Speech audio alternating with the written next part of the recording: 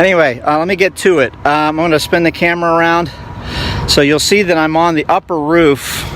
It's basically a flat roof, but there is a bit of a slope and a peak, so that actually bodes well for wear, so water doesn't sit like it would on a typical flat roof. This is your side of the roof towards the back, the peak, and then this is towards the front. I can show you pictures or video of the lower roof, but I wanted to deal with the upper roof now. What you've currently got here is what's called a modified bitumen. It's a rolled roof, 39-inch sheets of rubber roofing.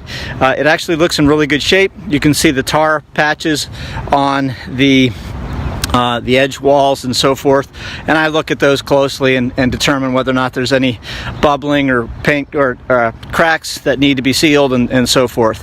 Right now, the roof is getting a pretty good review. I don't know if you can see it well on this camera, but your neighbor's roof has what's called a silver aluminized paint on it. That is pretty much the sealant coat that you would put on every couple of years. This one does not have that, and it may be because this roof is new enough that it doesn't need it. But suffice it to say, this is doing okay and pretty good for right now. But over the years, you're going to have a roofer come up here and put on some kind of sealant to keep the seams down, you know, about every 6, 7, 10 years.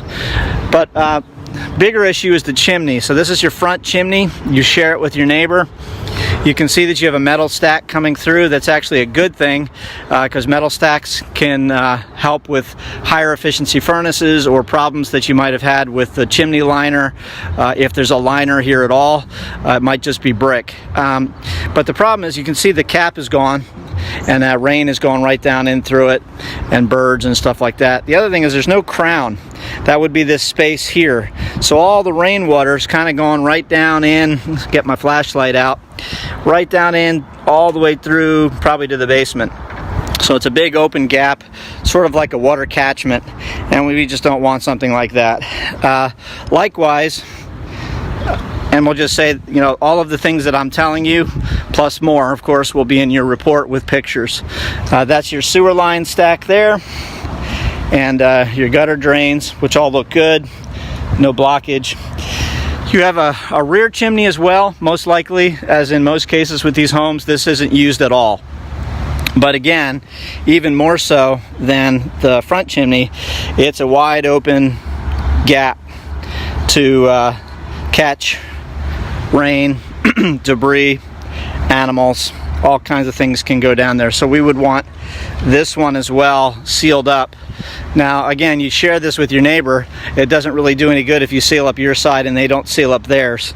So how you work that out with your neighbor is up to you. And I think that'll be long enough for this broadcast. If there's anything else I can send along, that's great. Otherwise, I'll probably be with Kelly on the other videos.